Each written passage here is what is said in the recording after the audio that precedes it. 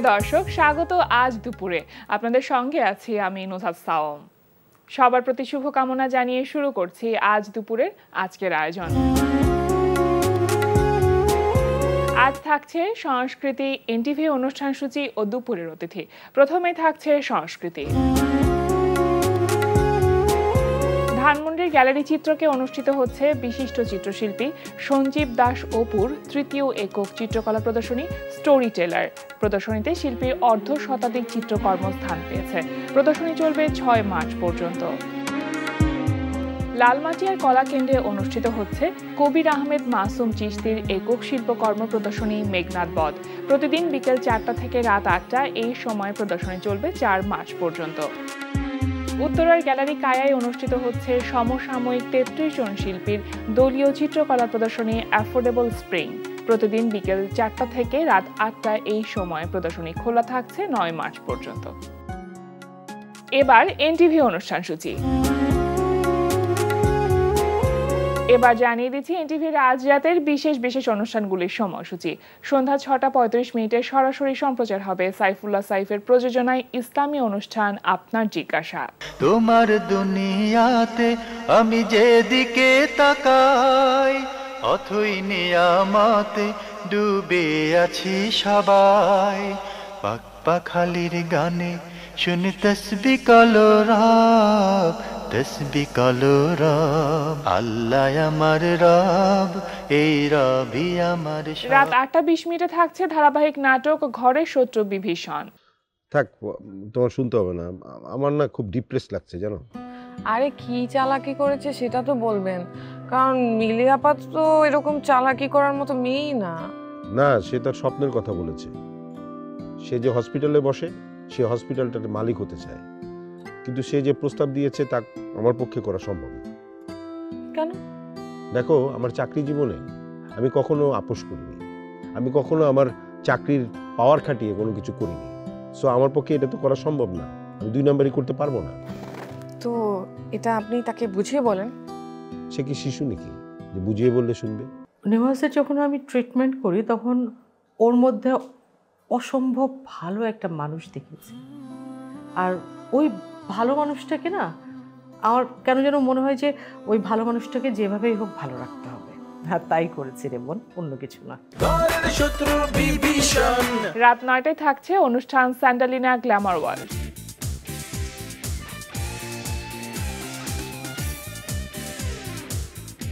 রাত 9:30 থাকছে ধারাবাহিক নাটক জোনাকির আলো।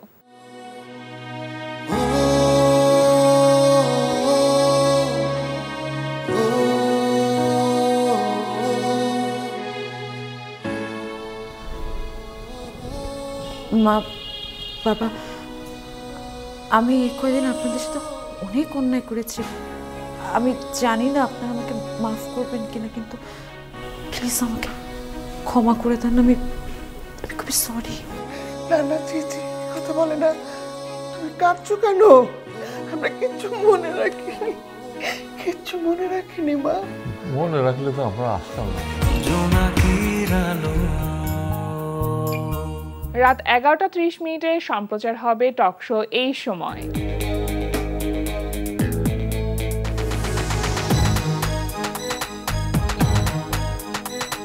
এই ছিল এনটিভি আজ রাতের বিশেষ বিশেষ অনুষ্ঠানগুলির সময়সূচি। এবার দুপুরের অতিথি। প্রিয় দর্শক, আমাদের আজ দুপুরের অতিথি সঙ্গীত শিল্পী শিলা দেবী। শুভ দুপুর আপু। শুভ দুপুর। কেমন আছেন? ভালো, আপনি কেমন আছেন? আমি ভালো আছি। আপনি তো একজন গানের মানুষ, সুতরাং সঙ্গীত জগতের সাথে একেবারে ওতপ্রোতভাবে জড়িত। অনেকগুলো মৌলিক গানের কাজও ইতিমধ্যে করা হয়েছে। নতুন ব্যস্ততা নিশ্চয়ই আছে গানকে ঘিরে? হ্যাঁ, আসলে প্রচণ্ড চাপ যাচ্ছে। তো সামনে ঈদের কাজ, এখন হয়তো রমজানের ছুটি, সব দিক থেকে সবাই একটু রিল্যাক্স ভাবছে, বাট যারা ক্যামেরার সামনে কাজ করছে তারা জানে যে আসলে এই সময়টাতে প্রচণ্ড ব্যস্ততা যাচ্ছে। আর সবাই দেখা গেল যে যারা কলাকুশলী কাজ করে সারাক্ষণ, ওদেরও ভীষণ কষ্ট হয় রোজা থেকে। আমরা আসলে ঈদের সময়টাতে এসে বা চূড়ান্ত পর্বে আমরা দেখি যে একটা সুন্দর কাজ, কিন্তু এটার পেছনে অনেক পরিশ্রম, অনেক কিছু যায়। আপনি মিউজিক আলফাতে কাজ করছেন, কিভাবে আসলে মূলত কাজটা করা হচ্ছে? মিউজিক আলফা আসলে একটা খুব সুন্দর একটা আমাদের আমরা 25 জন মিলে শুরু করেছি এটা।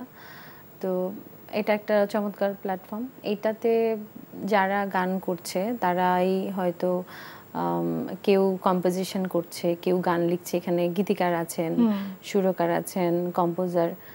আর যারা শিল্পী, যারা গান করতে পারে তারা হয়তো গান গেয়ে দিচ্ছে। তো আর হয় না, আমরা কোনো ব্যানারে গান করতে গেলে গীতিকার হয়তো তার রেমুনেশনটা নিচ্ছে, শিল্পী হয়তো তার রেমুনেশনটা নিচ্ছে। এই জায়গাটাতে ডিফারেন্ট। এখানে একদমই কেউ কারোর কোনো টাকা পয়সা নিচ্ছেন না, সবাই এক হয়ে, গীতিকার হয়তো গানটা লিখে দিল, সুরকার সুর করলো, কম্পোজ হলো, শিল্পী গানটা গেয়ে দিল। সেটা একটা আমাদের ইউটিউব চ্যানেল, আমাদের ইউটিউবের মানে মিউজিক আলফার নিজস্ব ইউটিউব চ্যানেল থেকে সেটা প্রকাশিত হচ্ছে। আচ্ছা, আপনার সঙ্গীতের সাথে পথ চলা অনেক বছরের, ছোটবেলা থেকেই কি আগ্রহ ছিল গানের প্রতি? আমার পড়াশোনা শুরু হয়নি তখনও, গান শুরু হয়ে গেছে। আচ্ছা, মানে স্কুলে যাবার আগেই গানটা শেখা। সেটা কিভাবে আপনার মনে হচ্ছিল যে গানের প্রতি আগ্রহটা থাকা দরকার, বা আমি গান শিখতে চাই, সঙ্গীত শিল্পী হতে চাই, এমন কিছু? পরিবারের সবচেয়ে বড় ব্যাপার হচ্ছে আমার পরিবার, আমার বাবা মা দুজনই গান করতেন। তো বাবা বাংলাদেশ শিল্পকলা একাডেমির কালচারাল অফিসার ছিলেন। তো উনি যথেষ্ট পরিমাণ ভালো গানের কথা বলতে গেলে ওনার অনেক ছাত্রছাত্রী আছে সারা বাংলাদেশে ছড়ানো। তো তার ঘরে হয়েছি, সেই আমাকে যতটুকু পেরেছে সেখান থেকেই শুরু। মানে বাবা মার কাছেই হাতে খড়ি গানের? হাতে খড়ি। আচ্ছা। এবং গানটা বললাম তো, মানে হয়তো মা বাবা বলার পর, বলতে শুরু করার পরে হয়তো গানের কোনো সুর দিয়ে আমার কথা বলা শুরু। পড়াশোনা ইডেন কলেজ থেকে।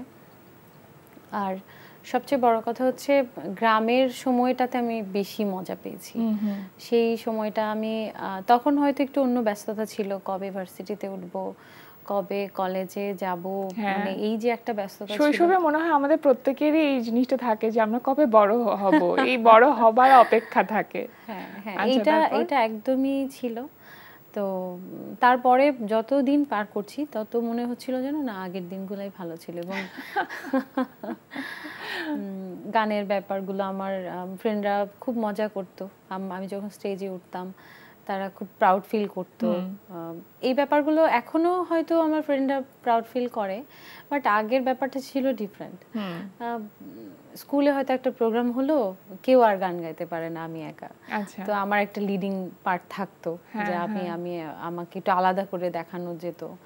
খুবই মজার ছিল। প্রথম স্টেজে ওঠার অভিজ্ঞতার কথা মনে আছে? তখন কি একটু নার্ভাস ছিলেন কিনা? বাবার একটা প্রোগ্রামে আমাকে প্রথম আর কি নিয়ে যান, যে তুমি এইটাতে গান করবে। ছোট আমি একদমই, তখন মেবি ক্লাস 1-এ পড়ি। তো একটা স্কুলের মাঠে প্রোগ্রাম হতো, শীতের সময় বেশিরভাগ প্রোগ্রাম হতো আর কি, নাটক হতো, গান হতো, এরকম। তো একটা ফাঁকে কিছু গান ঢুকানোর ব্যাপার ছিল, 5-6টা গান হতো। তো বাবা বলেছিল যে আমার মেয়েকে দিয়ে আমি একটা গান করাতে চাই, ওকে দেখি ও ভালো গান করে, ওকে দেখি এখানে একটা করা যায় কিনা। তো তখন যে কথা সেই কাজ, সে তো নিয়ে গেল। আর আগে স্টেজগুলো ছিল এরকম যে পর্দা দেওয়া থাকতো, সামনে কোনো দর্শক দেখা যেত না। একটা পর্যায়ে গিয়ে আমি যখন স্টেজে উঠলাম গান করতে, বাবা পাশে তবলা সঙ্গত করবে, আমি রেডি, গান গাইবো। পর্দা যখন খুলে গেল, মানুষের যখন সবাইকে দেখতে পেলাম, আমার আর আসলে গান গাওয়া হচ্ছে না। তখন আমি মাইক্রোফোনেই বলছি যে আমি গান গাইবো না। কেমন হলো না, যে শিল্পী স্টেজে উঠে বলছে যে আমি গান গাইবো না। তো সবাই আসলে গানের চেয়ে ওটাতে বেশি মজা পেয়েছে। পরে কি আর গান গাওয়া হচ্ছিল? ওই দিন আর গান গাওয়া হয়নি। একদমই। তারপরে তো বহু স্টেজ শো আপনি করেছেন। অনেক অনেক। আপনি বলছিলেন বাবার কাছে হাতে খড়ি, পরবর্তীতে কি অন্য কোনো ওস্তাদজির কাছে কি তালিম নেওয়া হয়েছে গানের জন্য? শেখ জসিম স্যার, উনি আমার যখন সিলন কম্পিটিশনে এসেছি তার আগ পর্যন্ত বাবাই ছিলেন। তো এরপরে যখন এই কম্পিটিশনে এসে এখান থেকে বের হলাম, তখন একটা পর্যায়ে গিয়ে স্যারের সাথে পরিচয় হয়। তো স্যারকে ভীষণ ভালো লাগে এবং ওনার ওস্তাদ কেমন হওয়া উচিত ওনাকে দেখে মনে হলো যে না, আমি ওনার কাছে আমার গান শেখা বা আমার এখনো অনেক কিছু শেখার আছে। বাবা বলতো যে চাইলে তুমি আরো কোথাও তোমার নিজের জায়গাটাকে শক্ত করতে পারো।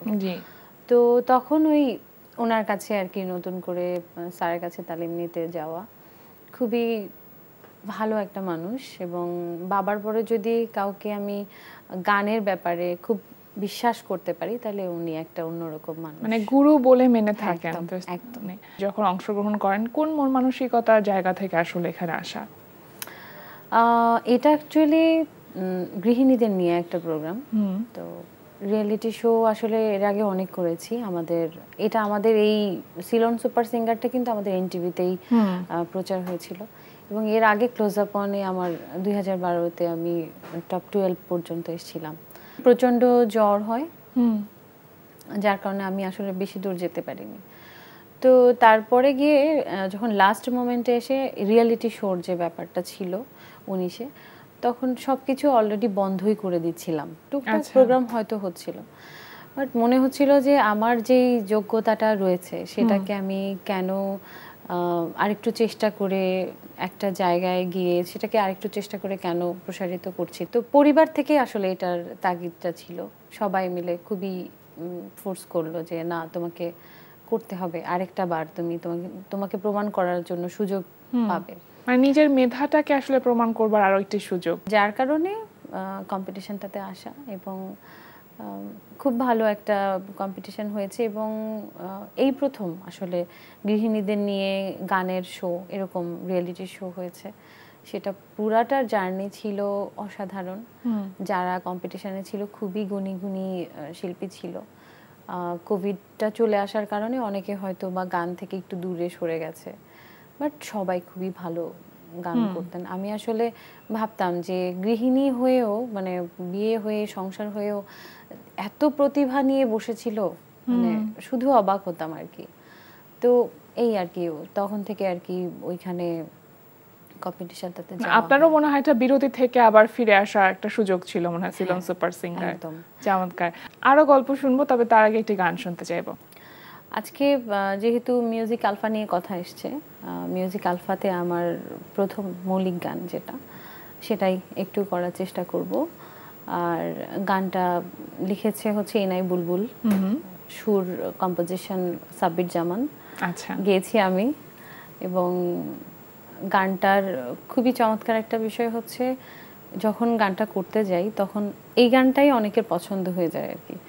ভাগ্যে, মানে আমাদের ওখানে লটারি হয় যে কার ভাগ্যে কোন গানটা পড়বে। তো আমি ভালো গানই পেয়েছি, সবাই ভালো গান পেয়েছে। এটা কি মিউজিক ভিডিও আকারে রিলিজ হয়েছে গানটি? হ্যাঁ, মিউজিক ভিডিও। আচ্ছা, শুনি তাহলে গানটি। আপন আপন লাগে যে তোমাকে আমার, বলে মন মেঘ আমি, তুমি মেঘের পাহাড়। আপন আপন লাগে যে তোমাকে আমার, বলে মন মেঘ আমি, তুমি মেঘের পাহাড়। মন চাই শুধু জড়িয়ে রাখি তোমায়, গভীর প্রেমেতে মন তোমাকে যে চাই। আপন আপন লাগে যে তোমাকে আমার, বলে মন মেঘ আমি, তুমি মেঘের পাহাড়। আকাশে বাতাসে দিলাম তোমার কথা জানি, বাকিটা জীবন বাঁচবো শুধু তোমার প্রিয় হয়ে। আকাশে বাতাসে দিলাম তোমার কথা জানি, বাকিটা জীবন বাঁচবো শুধু তোমার প্রিয় হয়ে। তুমি ছাড়া একলা একা স্বপ্নের কিনারায়, তোমার কাছে পাগল মনটা ছুটে ছুটে যায়। মন চাই শুধু জড়িয়ে রাখি তোমায়, গভীর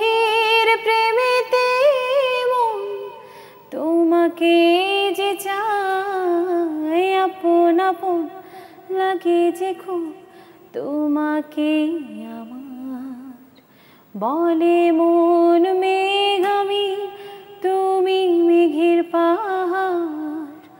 বলে মন মেঘ আমি, তুমি মেঘের পাহাড়।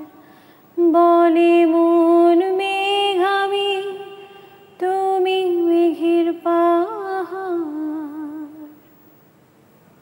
ভীষণ সুন্দর। আমার কাছে মনে হচ্ছিল কোনো সিনেমার গান শুনছি। হ্যাঁ, এই গানটা যখন হয় তখন অলমোস্ট বলেছিল যে এটা সিনেমায় হলে ভালো হতো, এবং আমি যখন গানটা করা শুরু করি আমার কাছে তখন মনে হয়েছিল যে আসলেই তো সিনেমায় খুব ভালো পজিশন পেত। সবচেয়ে বড় কথা হচ্ছে যে এই আলফাতে যারা যারা গান করছে সবাই খুবই মানে রিসেন্টলি হচ্ছে ফাহমিদা আপা একটা গান করেছেন আমাদের আলফাতে, তো বেশ ভালোভাবেই যাচ্ছে। আপনারা দোয়া করবেন যেন অবশ্যই শিল্পীদের একটা নতুন উদ্যোগ, ভালো বাংলা গানের একটা প্ল্যাটফর্ম, এবং সেটা যেন সুন্দরভাবে এগিয়ে যায়, সেটার জন্য সবসময় আমাদের শুভ কামনা থাকবে। একটু জানতে চাইবো আপনার কাছে যে প্রথম মৌলিক গান কবে ছিল? প্রথম মৌলিক গান ছিল 2019-এই, সেটা নকিব খান স্যার করেছিলেন আমার গান। শহীদ খান জঙ্গি লিখেছিলেন গানটা, কম্পোজিশন এবং সবকিছু নকিব খান স্যার করেছিলেন আমার সিলন কম্পিটিশনে। বাহ, তাহলে তো অনেক বড় একটি প্রাপ্তি। হ্যাঁ, অসাধারণ গান, এবং ওই গানটা আমার এত মানে মন কেড়েছে যে আমি মাঝে মাঝে গাইতে গিয়ে আমি হয়তো কান্না করে দিই, কারণ উনি যে গানটা আমাকে দিয়েছেন এই গানটা আমি ভেবেছিলাম যে আমি সঠিক ব্যবহারটা করতে পারবো কিনা। উনি আমাকে ডেকে বলেছিলেন যে তোমার এই গানটা আমার খুব পছন্দের, এবং তখনই আমার চোখে পানি চলে আসছে যে এত বড় একটা মানুষ, এত চমৎকার গান, তার কাছ থেকে কমপ্লিমেন্ট পাওয়া 2019-এ। এখন তো নাটকের বেশ কিছু কাজ আপনার করা হয়েছে ইতিমধ্যে, পরিকল্পনাটা কি? নাটকের গান নিয়ে কাজ করতে চান বা নিজের মৌলিক গানগুলো নিয়ে বেশি মনোযোগ দিতে চান? এটা তো পরিকল্পনা থাকে কিছুটা। আসলে একটা শিল্পীর তো নানা ধরনের কাজ করতে হবে। আমি জিঙ্গেল করি, আমার নাটকের গান হয়, নানা ধরনের, সামনে হয়তো আরো অনেক জায়গায় গান করার ব্যাপারটা থাকবে। তো সেই ক্ষেত্রে নাটকের গান এইবারে একটু বেশি হয়ে গেল আর কি। আমার কাছে মনে হলো যে একের পর এক আসছে, তার মানে হচ্ছে যে ঠিক আছে আমি ফ্লোতেই থাকি। কখনো কখনো হয়তো নিজের গানগুলো যখন নাটকে আসে শুনতে ভালো লাগে অন্যরকম, ওই চিন্তা ভাবনা থেকে কোনো কাজ আসলে ছাড়া হয়নি, টুকটাক এবার ভালোই কাজ করা হয়েছে। আর ভালো কাজ, ভালো মানুষের কাজ হলে তখন আরো বেশি, ভালো একটা টিমের সাথে ইনভলভ থাকাটা খুব ইম্পর্টেন্ট। এটা মনে আরো বেশি ইন্সপায়ার করে মানুষরা নিজের কাজগুলো সামনের দিকে এগিয়ে যাওয়ার জন্য একটা যে তাগিদ সেটা অনুভব করে। আর সিনেমার গান বা প্লেব্যাক সবারই স্বপ্নের একটা জায়গা থাকে, সেটা নিয়ে কি কিছুটা চিন্তা ভাবনা আছে? ওটা আছে, এবং আমার বেশ কয়েকটা গান হয়েছেও। এখন সিনেমা যদি না আসে সেক্ষেত্রে আমার তো আসলে প্রচার করার কোনো সুযোগ নাই, মেনশন করাও যাবে না আপাতত। এই নিয়ে অলমোস্ট করা হয়েছে কয়েকটাই, কিন্তু সেটা আসছে না আমার বলার, হয়তো বলতে পারবো সামনে, বলার ওই সুযোগটা তৈরি করে দিক। তার মানে কাজের জায়গাটা তৈরি হয়েছে, এখন সেটা সামনে আসবার অপেক্ষা আছে। আচ্ছা, নতুন কাজের মধ্যে আমার রিসেন্ট আরেকটা কাজ, আমার আরেকটা প্রোডাকশন হাউস আছে ভি এন্টারটেইনমেন্ট, সেখানে আমার কিছু কভার সং নিয়ে আসছি নতুন ভাবে পুরনো গানকে। সেখানে একটা গান থাকতে যদি না পাই তোমায়, এই গানটা ওখানে কভার সং করা হয়েছে, এবং কোনো সাবস্ক্রিপশন ছিল না ওই চ্যানেলটার, একদম এই একটা গান দিয়ে। এটা কি আপনার নিজের ইউটিউব চ্যানেল? আচ্ছা, ওইটাতে হয় প্রায় 3000-এর মতন সাবস্ক্রিপশন চলে আসছে একটি গান দিয়ে। বাহ। এবং সেখানে 3 লাখের উপরে ভিউ হয়ে গেছে। মানে মানুষ যে কভার সংগুলোকে এইভাবে পছন্দ করে, এটা আসলে এখন দেখলাম আর কি, মনে হলো যে না, এটার এই কাজটা করে আরো বেশি উৎসাহ পেলাম, একটা ইমপ্যাক্ট আছে এটার। আচ্ছা, যেহেতু এই গানটি নিয়ে কথা হচ্ছে, এই গানটি আমরা একটু শুনি তাহলে। থাকতে যদি না পাই তোমায়, থাকতে যদি না পাই তোমায়, চাই না মরিলে আমায় কাঁদালে, ভালোবাসি বলে রে বন্ধু আমায় কাঁদালে রে বন্ধু আমায় কাঁদালে তাই বুঝি আজ বুক ভেসে যায় তাই বুঝি আজ বুক ভেসে যায় নয়নের জলে আমায় কাঁদালে ভালোবাসি বলে রে বন্ধু আমায় কাঁদালে রে বন্ধু আমায় কাঁদালে। সুন্দর। আসলে শিল্পীরা গান করেন শ্রোতা দর্শকদের জন্য, এবং শ্রোতা দর্শকরা যদি সেই গানগুলোকে সুন্দরভাবে গ্রহণ করে, ভালোবাসা দেয়, সেটাই মনে হয় একজন শিল্পীর জন্য সব থেকে বড় প্রাপ্তি। এভাবে ভালোবাসা পেয়ে যান, শুভকামনা রইল সকল কাজের জন্য। আর আজকে আমাদের আয়োজনে আসবার জন্য আপনাকে অসংখ্য ধন্যবাদ। আপনাকেও।